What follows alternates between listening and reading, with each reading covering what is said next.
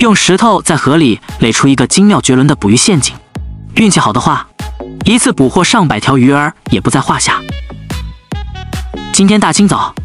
胡子哥背着双肩包，右手拿着木棍，在河边附近左顾右盼，似乎对这条小河有什么想法。最后他来到一处水流没那么湍急的地方，停了下来，稍微对此处环境思索了一番之后，便走上了河岸边，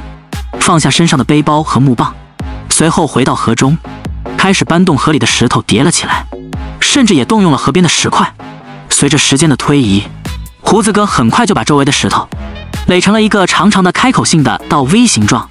然后在顶部用石块再围上大半个圆圈。整个捕鱼陷阱的上半截有没有很像英菲尼迪的车标呢？而这个造型就是捕鱼陷阱的精妙之处。胡子哥为了捕鱼效果的万无一失，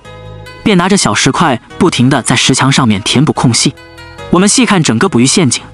它的特点就是陷阱的进入口很大，出口很小，而且刚好与河流的流向背道而驰。这样一来，就能够很好的为逆水而上的鱼儿提供了一个安全休息的避风港。只不过鱼儿一旦进了这个捕鱼陷阱，犹如瓮中之鳖，有进无出。一切准备就绪之后，胡子哥上岸，把家里带来的特制饵料全部都放到网兜里捆扎好，紧接着把网兜安放在捕鱼陷阱最狭窄的进口处，然后再把饵料抖动了几下。胡子哥这样的操作确实精妙，因为网兜里面的饵料会顺着水流不停地从进口处慢慢的融化散发到下游。这么一来，刚好逆水而上找地方休息的鱼儿便会正中胡子哥的诡计，误以为这个地方既安全又有食物。换作你是鱼儿，也必定认为这里就是天堂。捕鱼陷阱已经设置完毕，现在只需鱼儿自投罗网即可。此时的胡子哥也开始背着双肩包往家里赶。细看用石头围成的捕鱼陷阱，在河流里形成了一道独特的风景线，也为鱼儿提供了一个绝佳的逆流环境。加上顺流而下的美味饵料，怎么可能不让猎物垂涎3尺，自掘坟墓呢？第二天一大早，胡子哥不慌不忙再次来到昨日布置好的陷阱阵地。他放下背包，拿起一块大石头，便下河检查陷阱的捕获情况。他加快步伐走向陷阱口，然后将石头堵住陷阱的出入口。此时隐隐约约的可以看到，整个陷阱里面有不少被困的鱼儿。胡子哥摘掉饵料，便开始收获行动。被困在陷阱里面的鱼多到你不敢想象，可谓是鱼龙混杂，良莠不齐。不同品种的鱼儿在牢笼里相互挤兑，试图翻墙逃离这个是非之地。密密麻麻的大小鱼儿，任由他们如何的努力挣扎，最终也难以逃脱胡子哥设下的死亡囚笼。不过胡子哥也不是一个蛮不讲理之人，他非常懂得中国古人的一句谚语：君子爱财，取之有道，视之有度，用之有节。最后胡子哥把一条比较大的鱼装进网兜，然后用脚踹翻了死亡囚笼，陷阱里面的鱼儿瞬间重获自由，回到河里。看着胡子哥渐去渐远的身影，不禁为他这样讲武德的捕鱼高手肃然起敬，真是好样的。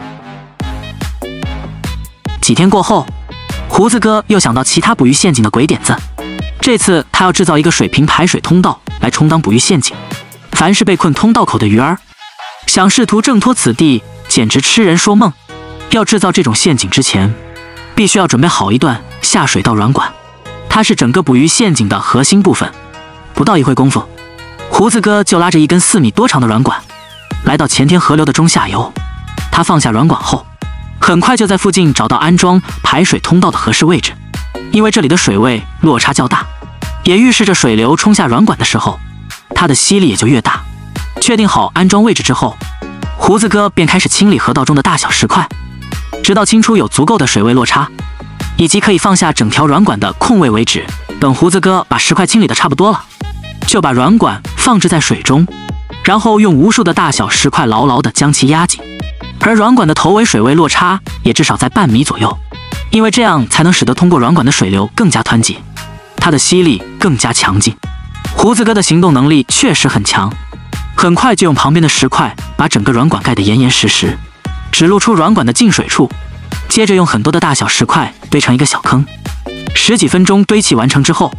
胡子哥用胶桶装来了很多淤泥，填补在小坑的四周围，尽量做到密不透风。为了软管进水处的坚实耐用，胡子哥还特意搅拌了一些水泥，用来加固软管的进水口。几十分钟过后，漩涡状的捕鱼陷阱基本上呼之欲出，从远镜头可见一斑。此时河里水位与陷阱口的距离大概相差半米之高。看着胡子哥刮水泥的熟练手法，以前肯定是一个建筑大师。很快，整个陷阱口都被胡子哥刮得滑溜溜的。他做事认真细腻，容不得半点马虎，就连水泥起了一个泡泡也不行，甚至左右掂量一番还是不放心。接着拿来了专业的水平尺丈量没问题之后，才心满意足地进行下一个制作环节。为了鱼儿在掉进陷阱口里面的时候不会从软管通道直接溜走，胡子哥拿来了几根小铁条，架在陷阱口下方还没有干透的水泥之中，形成一个等距的间隔。这样好处就是较小的鱼儿能够从缝隙里顺着水流和软管成功逃脱。第二天中午，胡子哥回到布置陷阱的地方，摸了摸水泥干透的情况，在确保没有问题之后，他便开始把陷阱四周的地方用石头填了起来。这是一个非常考验胡子哥体能和耐力的体力活。随着胡子哥用河里的石块堆成一道结实的堤坝之后，包围在陷阱口的水位也不断往上升，直到水位超出了陷阱口，河水便开始慢慢的往陷阱口流进。随着水位越来越高，河水流进陷阱口的速度越来越快，从而形成一个强而有力的小漩涡。这正是胡子哥想要的陷阱效果。处事细腻的他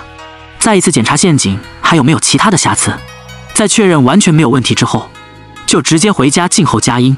如果你突然发现荒郊野外有这样一道特殊的风景，你会怎么做呢？第三天早上，胡子哥拿着胶桶兴冲冲地来到陷阱处，远远便看见陷阱的进水口里面有很多鱼儿都在练习弹跳动作，企图跳出滑溜溜的死亡囚笼，因为他们都知道，如果再不努力的话，就没有下次的机会了。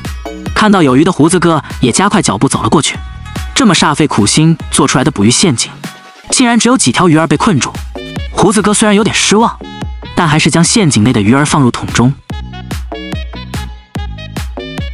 他把今天所有捕获到的鱼儿倒在空地上，